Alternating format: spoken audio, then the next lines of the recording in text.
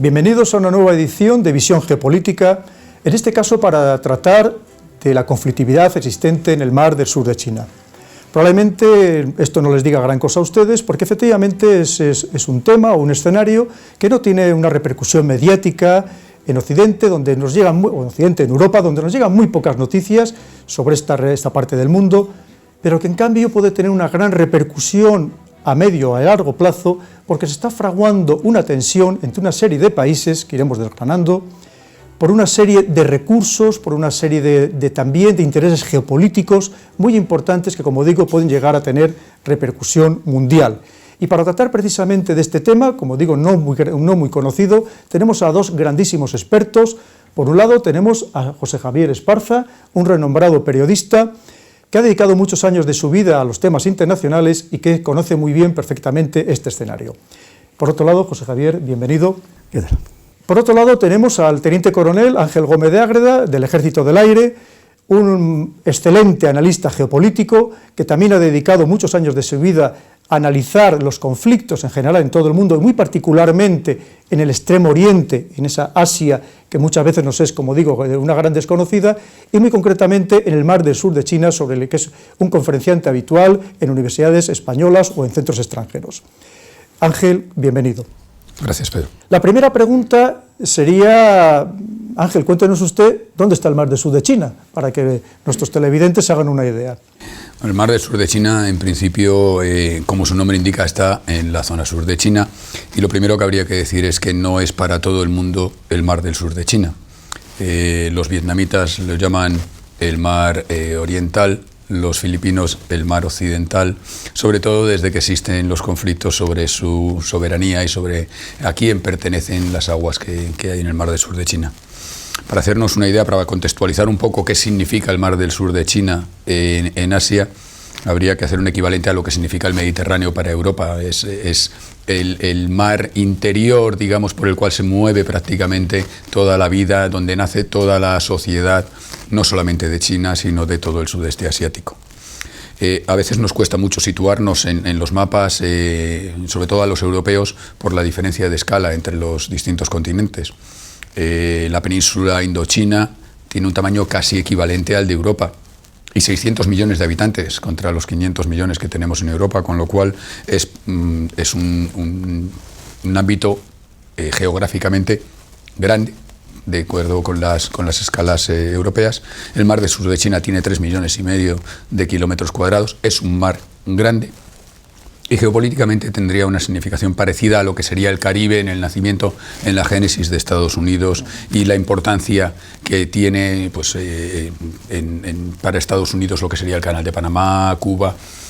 Sería una equivalencia muy buena a lo que es el mar del sur de China para China y para los países del Extremo Oriente. José Javier, entonces ya nos hemos situado.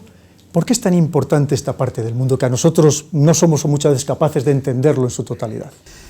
Bueno, es tan importante porque da la casualidad de que en esas aguas, que por otra parte han conocido barcos españoles desde el siglo XVI, sin cuento, porque, bueno, por ahí fue Urdaneta, ¿verdad?, entre otros, en esas aguas confluyen las proyecciones políticas naturales de dos o más potencias enfrentadas históricamente, no solo por intereses políticos, sino incluso por su propia proyección natural. Es decir, vamos a ver, decía Carl Schmitt que hay potencias de tierra y potencias de mar, históricamente.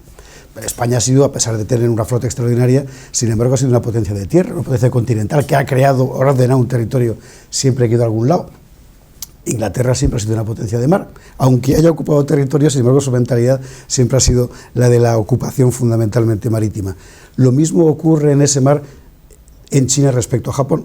China siempre ha sido una potencia continental, siempre ha pensado en términos de estructurar un territorio. Japón siempre ha pensado en términos de líneas, incluso cuando tuvo un gran imperio a lo largo del Pacífico. Resulta que las ambiciones de unos y de otros van a confluir en esas aguas, donde, oh desdicha, además hay islas que al parecer son ricas en recursos naturales, y entonces el pastel está servido. Claro, como hay otros países alrededor, no diré otras potencias porque sería exagerado, pero esos países sí que son fieles aliados de otra gran potencia, en este caso Estados Unidos, que es también una potencia marítima. Al final, estas aguas terminan convirtiéndose en un tablero probablemente, en fin, sin ninguna duda, mucho más intenso de lo que la mayor parte de la gente piensa, un tablero donde se ponen en juego las estrategias de chinos, de japoneses, de norteamericanos, y donde tiene que hablar la política, porque si dejáramos simplemente a la voluntad de poder hablar, podría pasar cualquier cosa. Estamos viendo que efectivamente es una zona del mundo tremendamente importante, y esa importancia, ¿en qué la podríamos concretar, Ángel? José Javier nos ha dado ya una primera idea. Estamos hablando de un problema económico, de unos intereses económicos, pero también parece ser que hay intereses geopolíticos, regionales, intereses geopolíticos mundiales. Apúntenos un poco en general, tanto los intereses económicos como los geopolíticos. En un principio ya ha mencionado ahora mismo mi compañero la posible importancia que tienen los yacimientos energéticos, sobre todo en el Mar del Sur de China.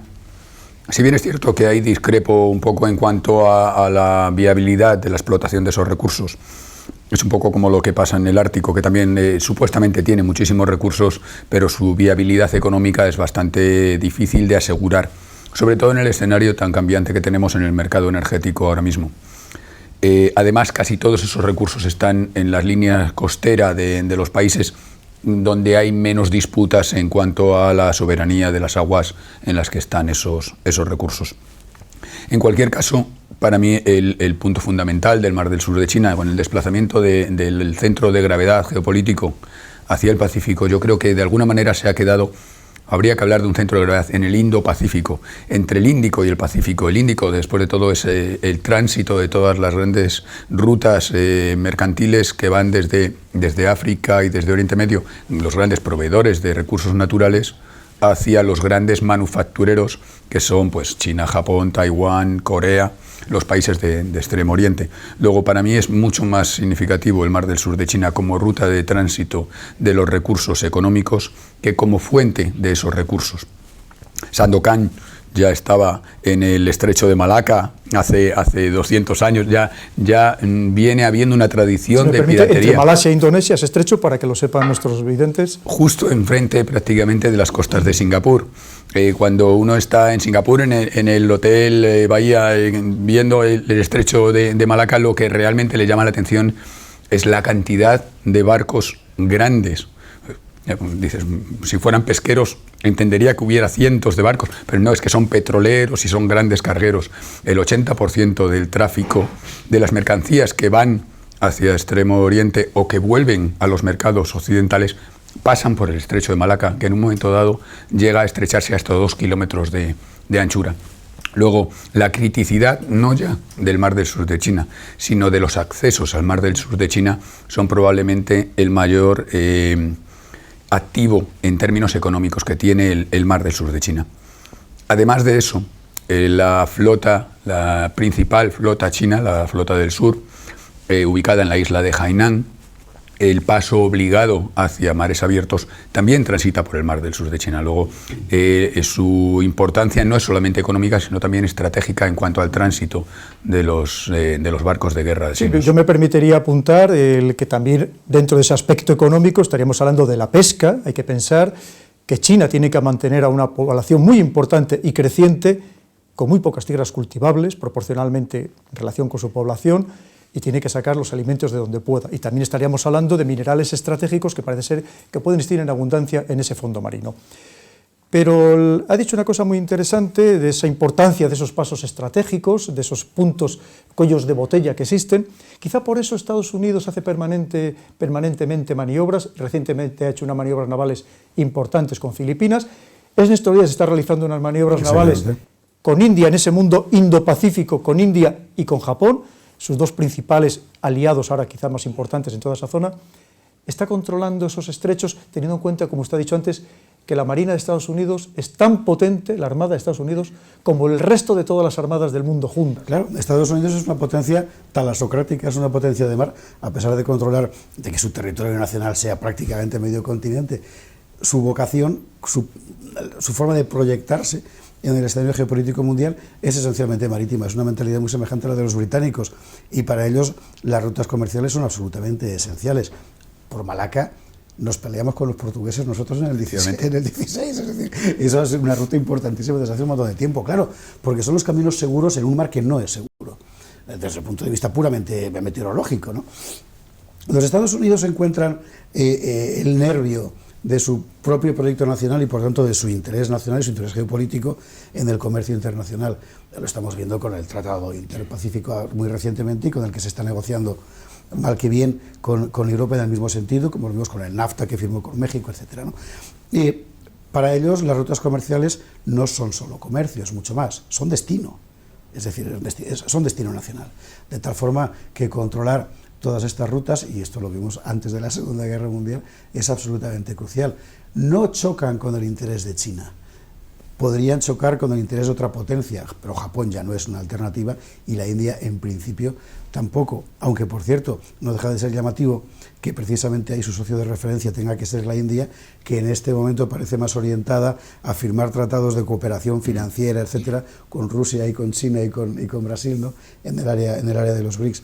Lo que pasa es que para China significa algo que creo que les inspira el mismo pavor que a Rusia perder su salida al sur, que es quedarse encerrado.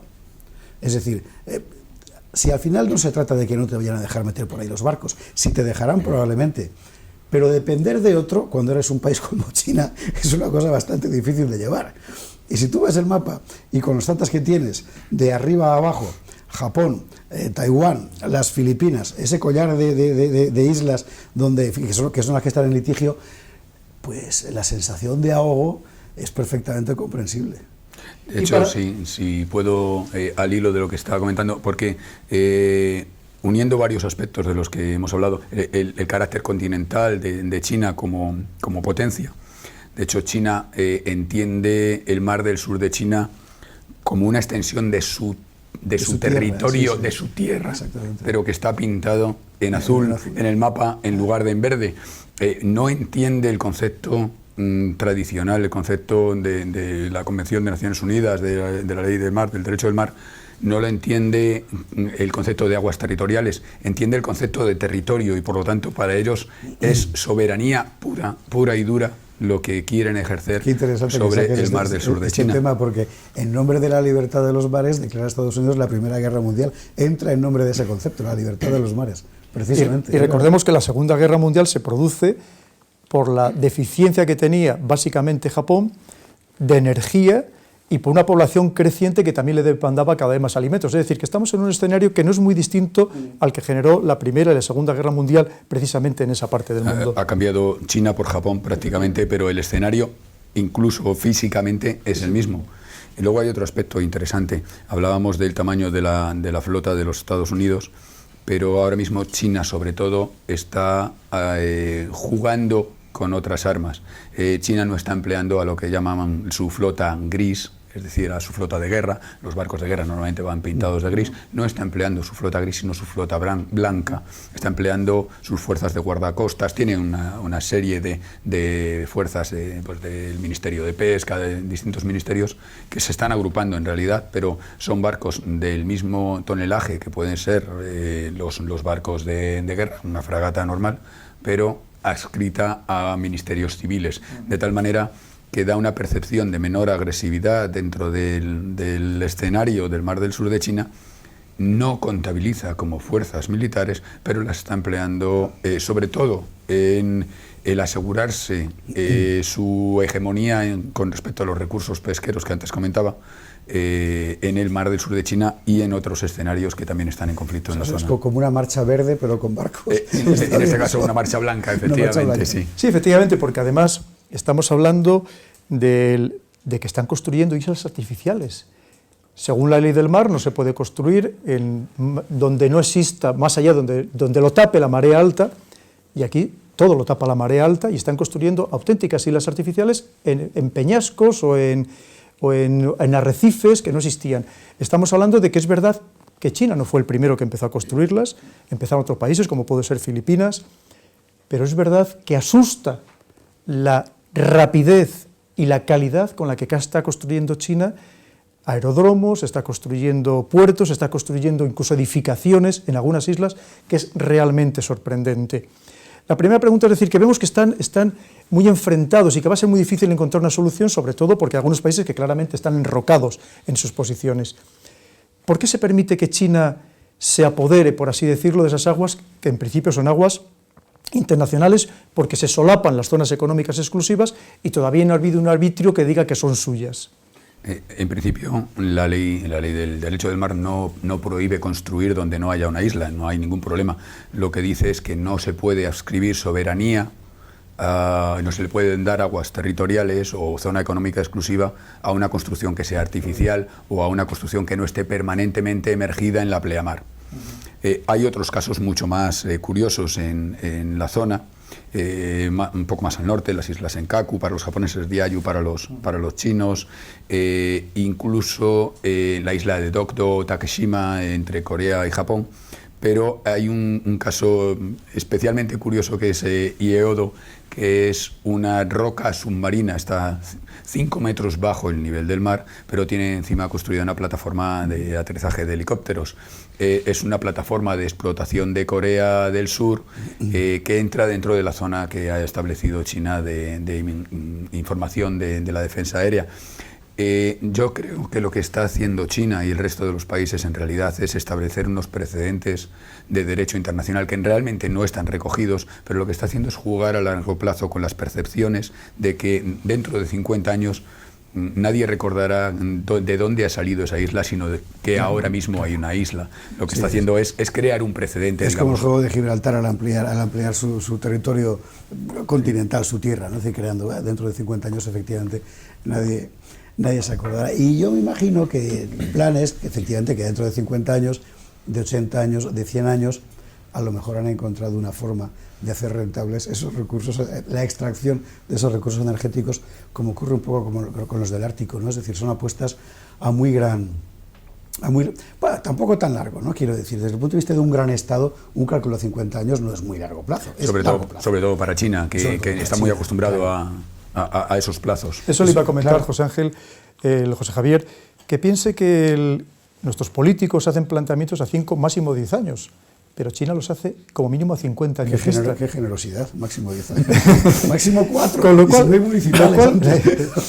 cual quiere decir que efectivamente entra dentro de su esquema mental, y como usted bien ha dicho, probablemente hoy no sean rentables, pero el día de mañana sí lo serán. Un país que va a seguir creciendo, que quiere ser una gran potencia mundial de verdad, donde pueda ejercer su hegemonía o puede llevar su política o su diplomacia, que tenga un peso absolutamente en todas las decisiones que se adopten en el mundo, y será muy necesario. Pero usted ha dicho una cosa interesante, el Ártico, ha mencionado el Ártico.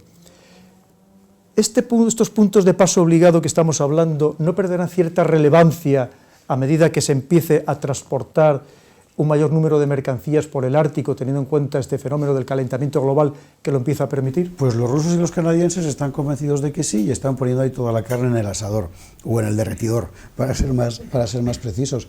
Lo que pasa es que hasta donde yo sé, en los estados no hay una certidumbre completa de que el calentamiento global sea un fenómeno permanente en muy largo plazo.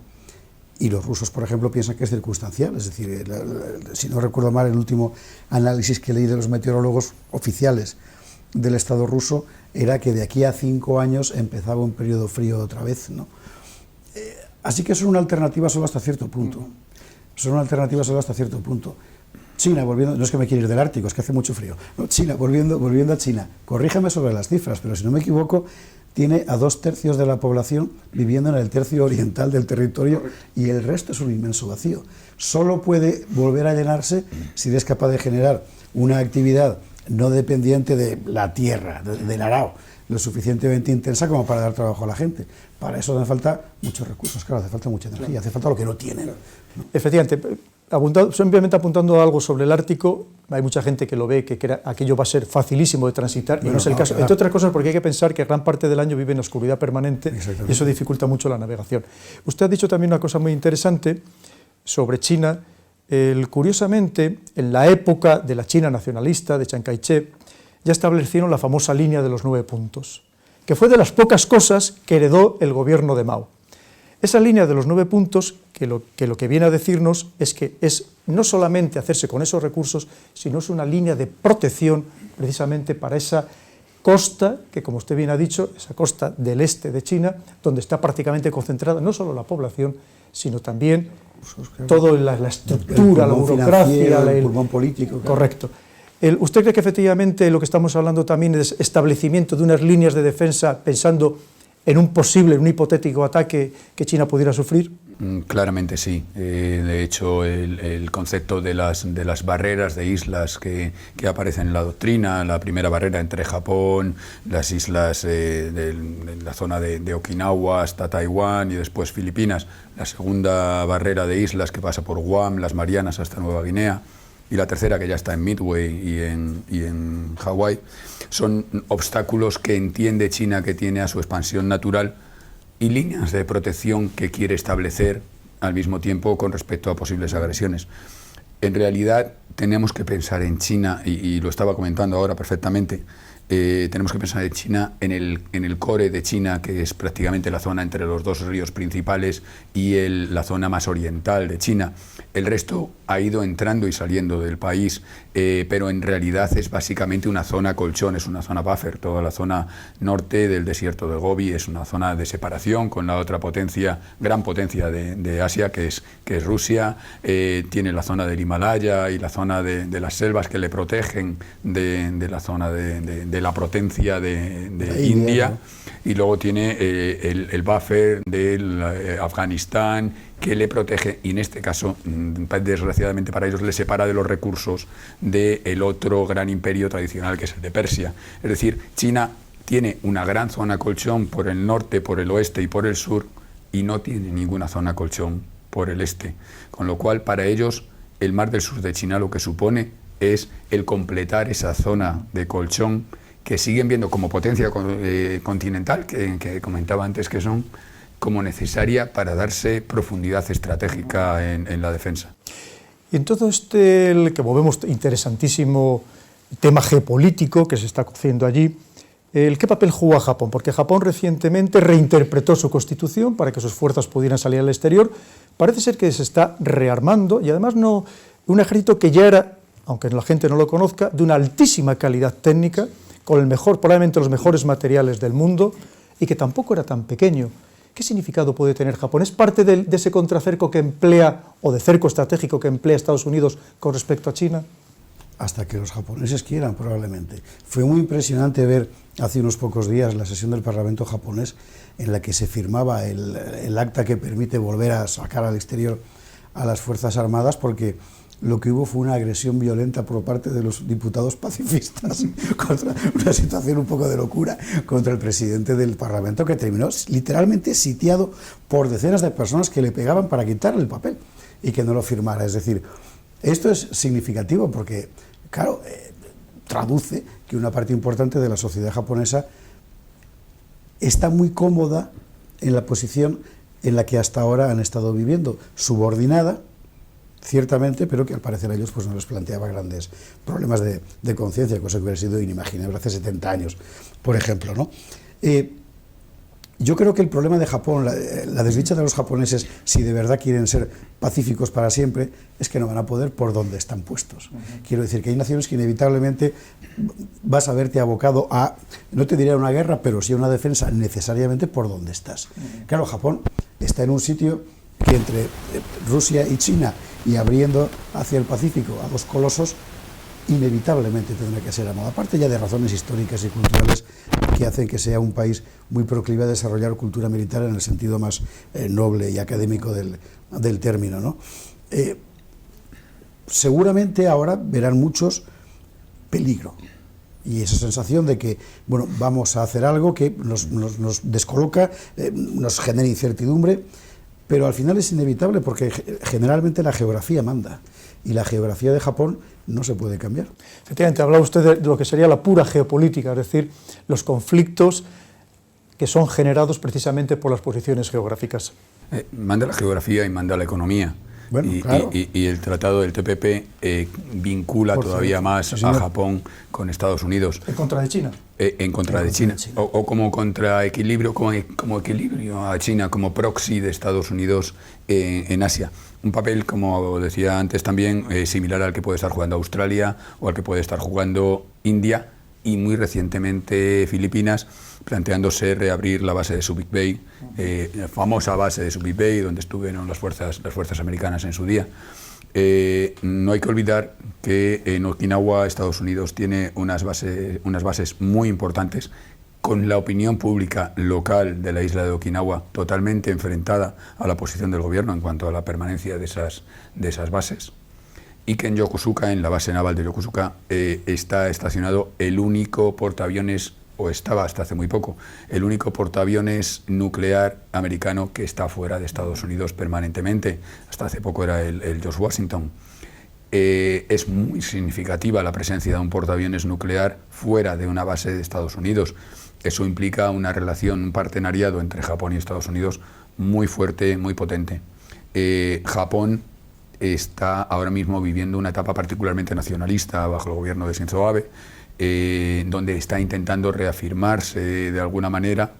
El cambio en la Constitución es una de las razones o de los efectos que se producen, pero que también tiene su vertiente económica en cuanto a la posibilidad de salida de su industria de defensa, muy potente, fuera de las fronteras de Japón. Hasta ahora eran incapaces, constitucionalmente era ilegal que que vendieran sus productos fuera de Japón. Luego también tiene una vertiente económica y no podemos dejar nunca de lado la relación económica que tiene Japón con Estados Unidos y Japón con el resto del mundo, y las posibilidades de asociación que le ofrece a Japón en el sudeste asiático y con India la rivalidad con China. Exactamente. No, perdón. Precisamente hablando de Filipinas, ¿tiene usted la sensación de que Filipinas se ha convertido un poco en un títere de, sobre todo, dos grandes potencias como es Estados Unidos y Japón? Hay que tener en cuenta que actualmente Filipinas apenas tenía un puñado de patrulleras viejas, nada eficientes, y en cambio se la va a dotar, se va a potenciar sus fuerzas armadas, especialmente su marina, tanto por parte de ese Estados Unidos como también por parte de Japón, que también, entre otras cosas, está deseando vender todo el mayor material bélico posible a los países de la zona. ¿Cómo ve usted la posición de Filipinas? Ahí yo confieso que me cimbrean los en fin, prejuicios de carácter histórico sobre el puro análisis contemporáneo. Es decir, Filipinas, bueno, fue tierra española más de 300 años, ¿no? En 1560 y tantos comenzó Legazpi, pues hasta 1898. Y realmente desde entonces no le ha podido ir peor, desde el genocidio subsiguiente a la independencia hasta la guerra mundial. Y ahora mismo se ha convertido en un país extremadamente complejo, con una élite del poder muy corrupta, aquejada por infinitos casos de corrupción y de guerra entre los diferentes clanes que lo ostentan, y además con un problema de terrorismo islámico que seguramente ni esperaban encontrarse y que se lo han encontrado, y con una población que es pujante, tanto en lo demográfico como en lo cultural, y que es trabajadora y que sabe hacer las cosas, con una clase media pequeña pero muy activa, completamente desorientada. Así que es, por así decir, como un mundo por descubrir. Es decir, ahora mismo un líder político en Filipinas, un líder histórico, sería capaz de convertir a Filipinas seguramente en un país determinante, y más estando donde está. Miro hacia allá porque estamos viendo el mapa donde está Filipinas. Pero claro, precisamente por esa posición habrá muchos intereses en que no surja semejante liderazgo ni semejante corriente de opinión, máxime cuando es verdad que esa posición títere desde el punto de vista económico beneficia a mucha gente en Filipinas. Claro, están en medio de todas partes, y después de todo ser un protectorado norteamericano, pues tampoco les ha ido muy mal. Y ahora además pues el Tratado Interpacífico va a funcionar bien, y está Vietnam, y está México, está Chile. Las relaciones comerciales de Filipinas con México y con Chile hicieron historia hace muchísimo tiempo con el Galeón de Manila. En el fondo es volver a aquello, ¿no? Es decir, volver a meter a Filipinas abierta hacia un mercado extraordinario. A mí me parece que es un país que, por así decir, se va a congelar, que es seguramente lo que los japoneses querrían hacer y no van a poder, porque están como están, ¿no? Usted ha hablado antes de esas tensiones que estamos viviendo, de esos solapamientos de las zonas de soberanía, de el pugna que hay por controlar esas zonas. ¿Qué está haciendo Naciones Unidas? ¿Hay alguna manera de que Naciones Unidas pueda poner coto o pueda buscar soluciones a estas tensiones para que no degeneren algo mucho peor, que nos afecte a todos? ¿Cómo funciona esa ley del que decía usted antes, esa convención de la ley del mar? Explíquenos un poco en qué consiste y qué pasos están dando. La Convención de Naciones Unidas del Derecho del Mar, la Convención de Jamaica, esta se firma en 1982, después de más de 30 años de negociaciones, y entra en funcionamiento, lo implementa el último país para que pudiera entrar verdaderamente en funcionamiento en el 94, si no recuerdo mal. Es un proceso larguísimo que probablemente haya dejado casi obsoleta la misma ley. De hecho, creo que es un modelo difícilmente replicable en los nuevos escenarios en los que nos encontramos, como puede ser el ciberespacio o bien el tema medioambiental. Es muy difícil que en el tema medioambiental, que vamos a tener ahora en París, la cumbre del clima dentro de un mes escaso, que se pueda replicar un modelo de gobernanza como el del derecho del mar. Entre otras cosas, tenemos la Convención tiene el principal problema de que Estados Unidos no es signatario de la misma. Cualquier convención a la que no pertenezca a Estados Unidos viene a ser papel mojado. China sí lo es, y lo primero que ha dicho cuando Filipinas ha sometido al Tribunal Internacional del Derecho del Mar el asunto de la línea de 9 trazos de la que hablaba antes, ha sido que no iba a hacer caso de la resolución, porque con los temas de su soberanía no se juega de alguna manera, viniendo a decir que esto no es derecho del mar, no, es que esto es derecho de mis tierras, y el derecho del mar es algo que además tiene una cierta razón. En realidad no estamos discutiendo la soberanía de las aguas, sino la soberanía de las islas, cosa que no entra dentro del ámbito de jurisdicción del Tribunal del Derecho del Mar. Porque una vez que se tiene la soberanía de las islas, se tienen las 200 millas a su alrededor. Ahí está, pero son ámbitos distintos de actuación. Claro. Entonces, es extremadamente complejo. Es extremadamente complejo para Naciones Unidas entrar en un conflicto de soberanía cuando China es uno de los 5 miembros permanentes del Consejo de Seguridad, y por lo tanto se está, creo que, difiriendo el problema y dando lugar efectivamente a lo que hablábamos antes de una política de hechos consumados, en la que China y otros países están aprovechando estructuras que ya existían para sobre ellas construir islas en las que puedan colocar no solamente recursos militares. China está explotando muy bien el tema sociológico y demográfico, un poco igual que hizo en el otro extremo del país, en Xinjiang, con una exportación masiva de chinos de etnia Han. Lo que está haciendo en este caso ha creado una provincia específica para las islas Paracel o las islas de las Nansha, Xisha, en la terminología china, y está fomentando mucho, por ejemplo, el turismo a esas islas, de tal manera que se vuelve a crear la percepción de que esto es naturalmente un territorio de soberanía y de uso normal y corriente para China.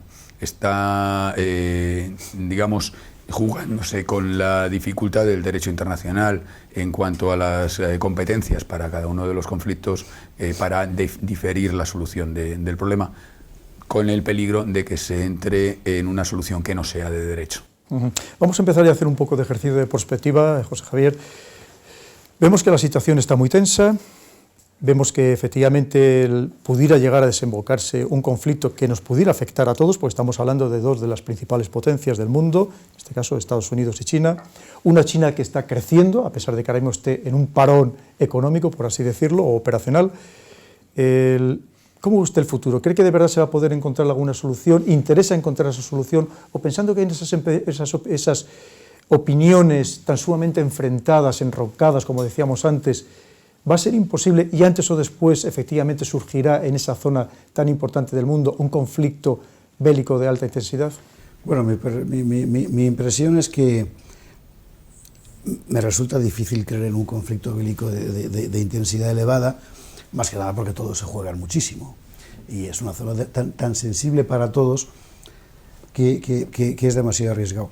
Lo que sí que creo es que vamos a ir viendo cómo en los próximos años, y no solo en este escenario, sino en otros en general, vamos a tener que pasar de la idea que nos habíamos hecho 20 años atrás, de que el derecho internacional y los pactos entre los países iban a adoptarse en el marco de una especie de Estado mundial gobernado con visión planetaria total, para volver a otro marco diferente, que en realidad es el de antes, del derecho internacional concebido fundamentalmente como arreglos y pactos entre países y entre naciones, digamos multipolar, para entendernos.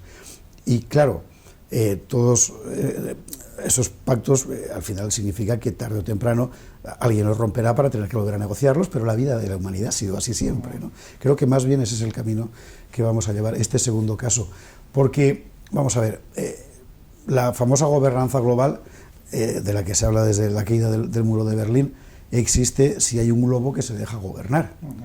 Si no hay un globo, sino muchos globitos, es imposible. Y lo que estamos viendo pasar en los últimos años es que el gran globo se ha pinchado y lo que aparecen son pequeños globitos que dicen yo quiero ser globo también, ¿no? China es uno de ellos. Cada vez está más contestado. Esperemos que tenga usted razón, José Javier. Antes de hacerle la última pregunta que les voy a hacer a los dos, ¿tiene usted alguna cosa que se le ocurra que es interesante que conozcan nuestros espectadores respecto a este escenario tan sumamente conflictivo? Me gustaría tirarme a la piscina yo también y hacer un poco de prospectiva. Yo creo que realmente lo que se está haciendo es utilizar de alguna manera un conflicto que efectivamente creo que no va a llegar a una guerra abierta para desgastar y diferir los esfuerzos de, en este caso, China, para ir más allá. Es decir, se le está haciendo focalizarse en un conflicto regional en lugar de permitirle una expansión mayor. Es decir, que hay una utilización geopolítica muy bien pensada y de contención, pero muy bien pensada y a medio largo plazo en todo el conflicto del Mar del Sur de China. Pues ahora ya les pregunto a ustedes dos. ¿No creen que esto también, en cierto modo, debilita a este poder, que es cierto, omnímodo, que todavía existe en el mundo, cada vez más contestado, como apuntaba usted, que es Estados Unidos, donde parece que no dejan de surgirle frentes? Piense que todavía hoy en día hoy ha habido noticias de que parece ser que va a retrasar el repliegue de las pocas fuerzas que le quedaban de Afganistán, 2017, o incluso incrementar, teniendo en cuenta el deterioro de la situación que se está produciendo. Hay que pensar que está implicado muy directamente en Siria y en Irak, implicadísimo en Ucrania, tenemos el frente con China en esta zona del Pacífico. Acaba de mandar tropas a Nigeria. ¿No cree? Efectivamente, correcto, a Camerún precisamente para luchar contra Al-Shabaab. Quiere decir, ¿no son demasiados frentes abiertos por mucha gran potencia que sea? Amigos, que es muy duro ser imperio, que nos lo cuenten a nosotros. Claro que son muchos frentes abiertos. No obstante, en el caso del Pacífico, si no recuerdo mal, fue hace 2 años, usted se acordará mejor de eso, cuando por primera vez la presencia militar norteamericana en el Pacífico fue superior a la del Atlántico, cosa que fue muy significativa. No es un azar que 2 años después haya firmado el Tratado Interpacífico, es decir, todo forma parte de lo mismo. Y yo creo que en el caso del Pacífico la estrategia americana está encontrando más facilidades en el siguiente sentido. Yo creo que ahora mismo Japón, Filipinas, Indonesia, Australia, etcétera, son un poco para Estados Unidos frente a China lo que los países de Europa Occidental fueron para Estados Unidos frente a Rusia. Pero claro, Rusia ha cambiado. China, desde ese punto de vista, no. Y Japón, Filipinas, etcétera, ven a China con el mismo temor con que los europeos occidentales veíamos al bloque soviético hace 30 años. Desde ese punto de vista, creo que el equilibrio ahora mismo para Estados Unidos es más beneficioso en ese frente que en ningún otro. ¿Y usted cómo lo ve, Ángel? Yo lo veo justo al contrario, por polemizar también un poco, ¿no? Yo creo que en Occidente estamos acostumbrados a que nuestro objetivo es que haya estabilidad y que la estabilidad es lo que genera prosperidad, pero la inestabilidad también es un estado geopolítico y a río revuelto ganancia de pescadores. Si eres pescador lo que te interesa es que haya un río revuelto, luego el que haya lugares donde hay inestabilidad beneficia siempre a gente. No necesariamente la inestabilidad es perjudicial para todo el mundo. Normalmente es perjudicial para el que es inestable, no para los que están manejando esa inestabilidad. Luego, no necesariamente tiene que ser perjudicial para Estados Unidos el hecho de que haya focos de inestabilidad. Depende de cómo gestione esos focos de inestabilidad. Si lo hace en beneficio propio y de sus aliados, o si lo hace a pesar de o obligado por las circunstancias. O a pesar de algunos aliados. O sea que en realidad él está en desacuerdo con usted, no conmigo. Efectivamente. Muy bien, pues una vez más, con esto damos ya fin al debate de hoy sobre la conflictividad en el mar del sur de China, pero como les decía, una vez más hemos traído a los mejores, como han podido ver ustedes, para hablar de este tema, que como les decía, en principio que no despierta grandes pasiones en Europa, pero que hemos visto que tiene una potencialidad tremenda de poder surgir algo mucho más importante que efectivamente pudiera afectar a la seguridad de todos los europeos. Como siempre les digo, traten de informarse por personas ilustradas, por personas con experiencia, porque es donde ustedes de verdad van a obtener los datos y los análisis más acertados que les permita, como siempre les digo, formarse su propia opinión. No os dejen que les inunden con información que muchas veces simplemente les impide pensar. Muchas gracias, José Javier. Muchísimas gracias. Muchas gracias. Gracias, Pedro.